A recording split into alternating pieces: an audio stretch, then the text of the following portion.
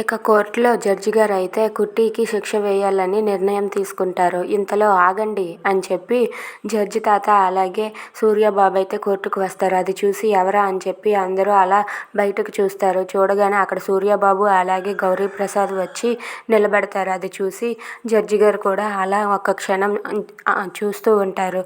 ఇక జడ్జి గౌరీప్రసాద్ గారు అయితే వచ్చి ఆగండి, ఈ కేసుకి నేను ప్రత్యక్ష సాక్షిని, నేను సాక్ష్యం చెప్తాను అని చెప్పి జడ్జి తాత అలా ముందుకు వస్తూ ఉంటాడు. అది చూసి ఇందమ్మ అలాగే అక్కడ ఉన్న వంశీ అయితే ఒక్కసారిగా షాక్ అయిపోతారు.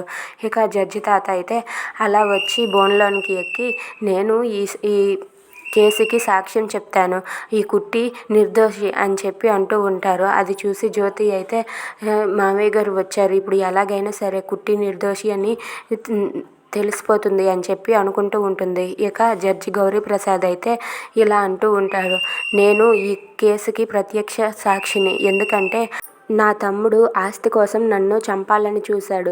నా తమ్ముడు నన్ను చంపుతున్నాడని తెలిసి ఈ కుట్టి నన్ను కాపాడాలని అతని వైపు గన్ని రివాల్వర్ని గురిపెట్టింది. కానీ అది అన్ఫార్చునేట్లీ అతని గుండెల్లో దిగింది.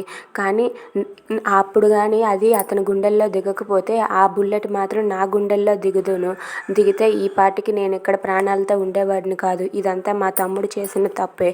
మా తమ్ముడు చేసిన తప్పుకి 14 ఏళ్ళుగా ఈ కుట్టి అనే అమ్మాయి ఆ నిందని భరిస్తూ ఉంది అని చెప్పి మొత్తం చెప్తాడు. అది విన్న అక్కడ ఉన్న వాళ్ళందరూ కూడా ఒక్కసారిగా షాక్ అవుతారు.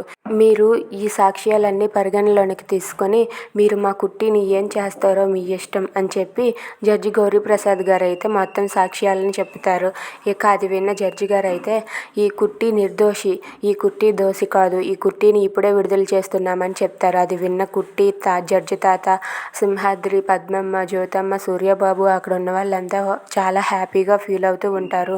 ఇక ఇందమ్మ అలాగే వంశీ అయితే ఒక్కసారిగా షాక్ అయ్యి అలా ఉండిపోతారు. ఇక జడ్జి తాత సాక్ష్యంతో కుట్టి విడుదలవుతుంది. Thanks for watching friends, please subscribe.